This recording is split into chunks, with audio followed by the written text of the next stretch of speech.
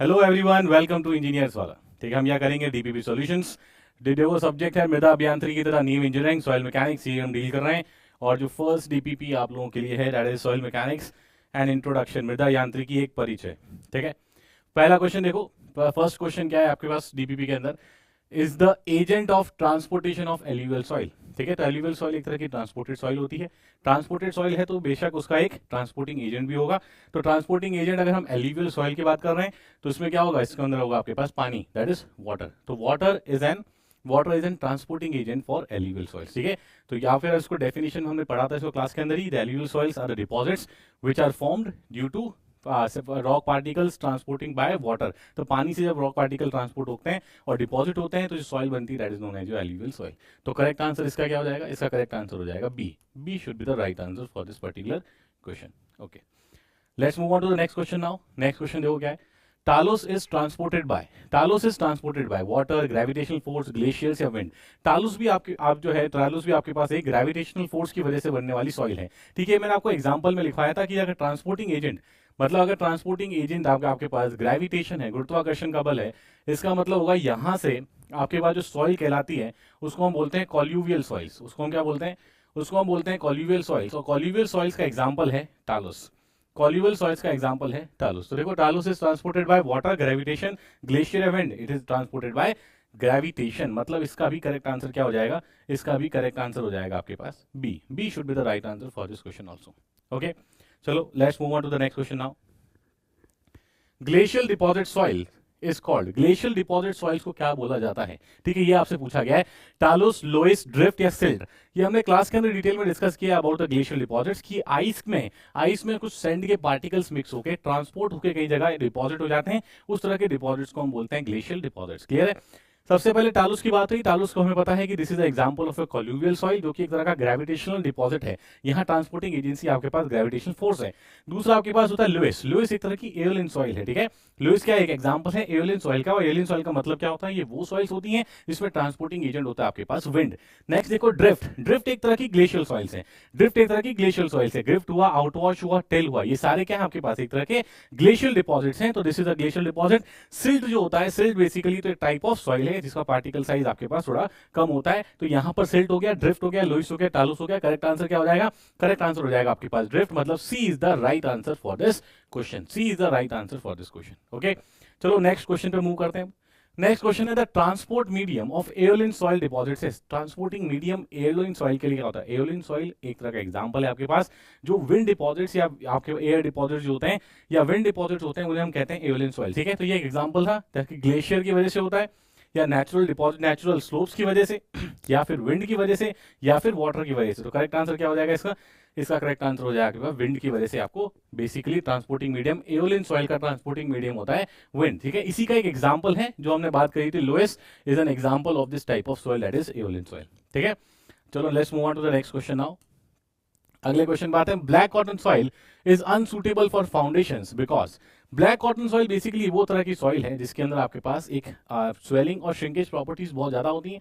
Swelling और shrinkage properties ज्यादा होंगी, इसका मतलब है कि because of a particular mineral known as montmorillonite. एक मॉन्ट मोइलोनाइट मिनरल होता है जिसकी वजह से एक स्वेलिंग और श्रिंकेज प्रॉपर्टी ज्यादा देखने को मिलती है। तो देखो क्या बोला है, अनसुटेबल फॉर फाउंडेशन बिकॉज। क्यों होता है अनसुटेबल फाउंडेशन के लिए? Because it undergoes volumetric changes with the change of atmosphere, it swells excessively when wet, it shrinks excessively when dry, या ऑल ऑफ द अबव। बिल्कुल, इसमें लार्ज वॉल्यूमेट्रिक चेंजेस आपको देखने को मिलते हैं। पहला स्टेटमेंट बिल्कुल सही है।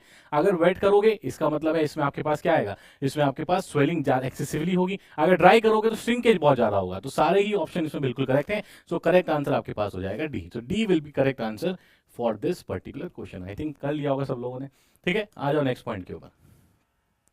The swelling nature of black cotton soil is primarily due to the presence of. तो स्वेलिंग या श्रिंकेज नेचर जो ब्लैक कॉटन सॉइल का होता है वो किसकी वजह से हो रहा है? वो होता है आपके पास एक क्ले मिनरल की वजह से, और उस क्ले मिनरल को हम बोलते हैं मॉन्ट मोइलोनाइट। इसी मॉन्ट मोइलोनाइट मिनरल के बारे में जब मैं क्ले मिनरोलॉजी आप लोगों को पढ़ाऊंगा तो बहुत डिटेल में पढ़ेंगे कि इसका एटॉमिक स्ट्रक्चर कैसा होता है। ठीक है, ये बनता कैसे है, किस किस तरह की शीट से बनता है, क्या शेप होता है, कितना साइज होता है, ये सारी बातें जब हम क्ले मिनरोलॉजी पढ़ेंगे डिटेल के अंदर तो वहां पर देखेंगे इसके बारे में। ठीक है, तो अभी बस आपको नाम याद रखना है कि मॉन्ट मोइलोनाइट एक मिनरल है। मॉन्ट मोइलोनाइट एक मिनरल है जिसकी वजह से ब्लैक कॉटन सॉइल के अंदर आपको स्वेलिंग और श्रिंकेज देखने को मिलता है। तो करेक्ट आंसर क्या हो जाएगा सर?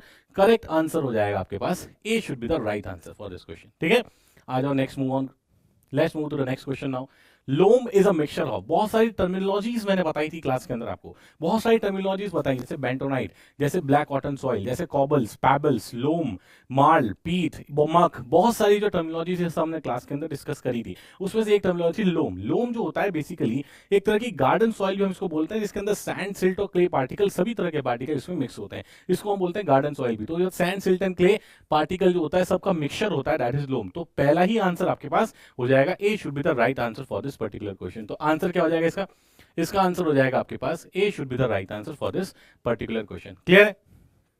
चलो next move on to the next question now. Next question देखो क्या है। नेक्स्ट क्वेश्चन है lacustrine soils are transported by, lacustrine soils होती हैं, these are the soil deposits which are deposited by the still water of lakes. Lakes के जो still water होता है उससे जो सॉइल डिपॉजिट होते हैं आपके पास, उस तरह के डिपॉजिट को हम बोलते हैं लैकेस्ट्राइन सॉइल। ठीक है, तो ये आपके सरोवरीय मृदा भी इसको बोला जाता है लैकेस्ट्राइन सॉइल को। इसका मतलब है रिवर्स की वजह से, सी की वजह से, लेक्स की वजह से, विंड की वजह से। तो लेक्स की वजह से, विंड की वजह से होगा तो उसको हम एओलियन सॉइल्स बोलते हैं।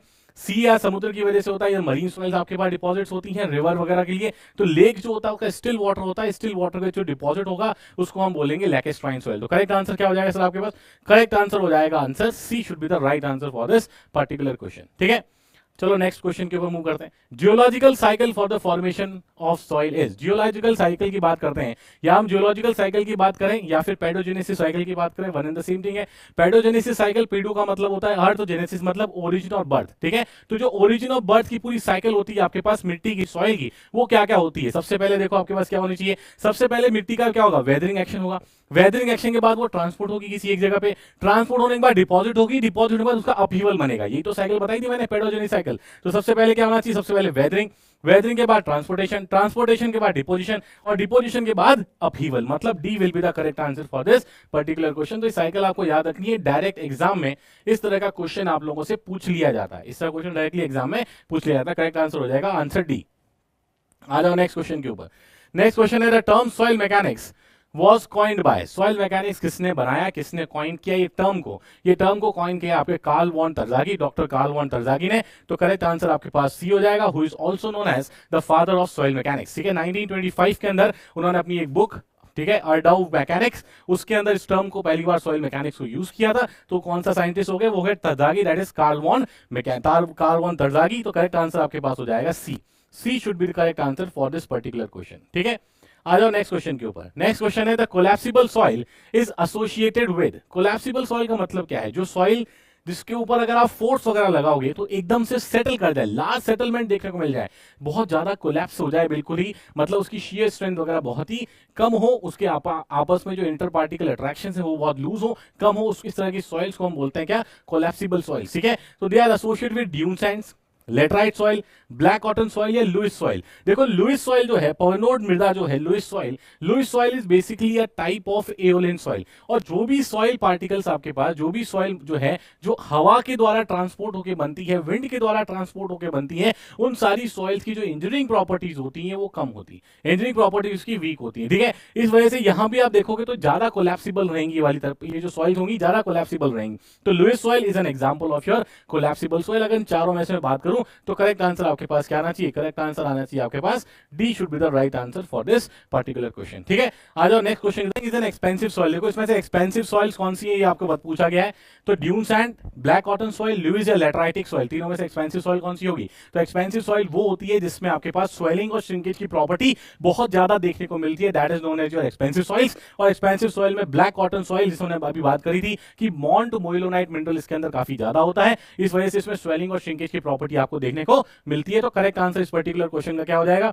इसका आंसर आ जाएगा B should be the right answer for this question. ठीक है, let's move on to the next question now. In which type of soil undergoes volumetric changes with water? Volumetric changes with water कौन सी soil है? देखो पूछने का तरीका अलग अलग है, क्वेश्चन का जो कॉन्सेप्ट है वो लगभग सेम है, पूछने का तरीका अलग अलग, अलग अलग एग्जाम्स में अलग अलग तरीके से आपसे पूछी गई ये बातें। तो ये आपको ध्यान रखना है कि हर तरह से भी आपको पता होना चाहिए कि करेक्ट आंसर क्या होगा। देखो पहला है black cotton, sandy, plain and none of these. सीधी बात है, जहां जो सॉइल हाईली कंप्रेसिबल होगी, जिस सॉइल के अंदर वॉल्यूमेट्रिक चेंजेस ज्यादा होगा, जिस सॉइल के अंदर कंप्रेसिबिलिटी ज्यादा होगी, जिस सॉइल के अंदर आपके पास सिंकेज और सॉइलिंग की प्रॉपर्टीज काफी ज्यादा होती हैं, वही सॉइल में वॉल्यूमेट्रिक चेंजेस भी काफी ज्यादा देखने को मिलेंगे। मतलब फिर से आंसर क्या हो जाएगा आपके पास, फिर से आंसर हो जाएगा आपके पास ब्लैक कॉटन सॉइल। तो इस वाले क्वेश्चन का आंसर क्या रहेगा, इस वाले क्वेश्चन का आंसर रहेगा आपके पास A should be the right answer for this question. ठीक है, आ जाओ नेक्स्ट क्वेश्चन के ऊपर।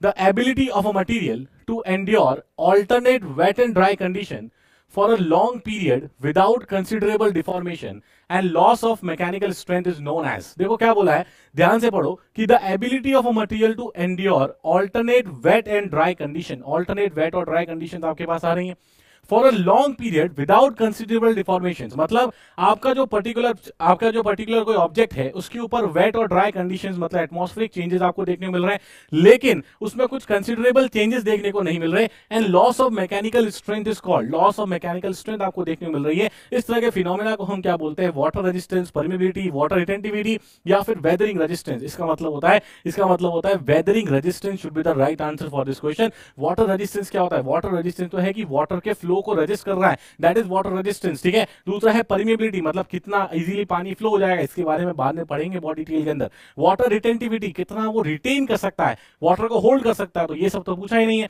पूछा है आपके पास कि कितना आपके पास क्या एबिलिटी को क्या बोलेंगे, उस वाले पर्टिकुलर को बोलेंगे हम वेदरिंग रेजिस्टेंस। ठीक है, that will be known as your weathering resistance. तो करेक्ट आंसर आपके पास हो जाएगा A should be the right answer for this particular question. चलो आ जाओ नेक्स्ट क्वेश्चन के ऊपर। Loess is a soil type which falls under, loess जो है आपके पास एक सॉइल का टाइप है जो बताया था मैंने, it is an example of aeolian soils, aeolian soil का एग्जांपल है। तो क्या पूछा गया है, ओवर कंसोलिडेटेड क्ले, ये तो अभी तक हमने पढ़ा भी नहीं है, ये आगे पढ़ेंगे कंसोलिडेशन के अंदर। सिल्टी क्लेस, ये क्लासिफिकेशन में पढ़ेंगे, सिल्टी क्लेस क्या होती है।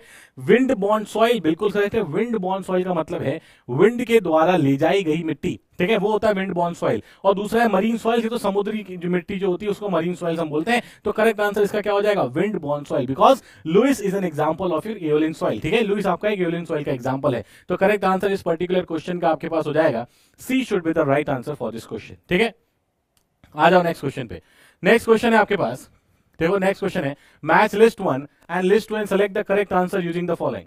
देखो टालोस की बात करेंगे तो talus is basically a colluvial soil and that will be transported by gravity. Clear है, टिल जो होता है this is a glacial soil, that means soil transported by glaciers, जो कि मेल्टिंग ग्लेशियर्स के नीचे इकट्ठी हो जाती है, उसको टिल बोलते हैं।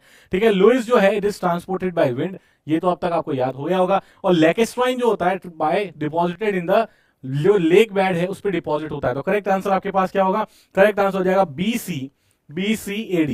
ठीक है, BCAD should be the right answer, that is BCAD should be the right answer, मतलब बी आपका करेक्ट आंसर हो जाएगा यहाँ पर। तो करेक्ट आंसर इस वाले केस में हो जाएगा B should be the right answer. ठीक है, सारी चीजें हमने क्लास के अंदर पढ़ी हैं इसको बहुत डिटेल के अंदर। देखो which of the following is not a correct statement about alluvial soil, alluvial soil के रिगार्ड्स में कौन सा स्टेटमेंट करेक्ट नहीं है, ये आपसे पूछा गया है।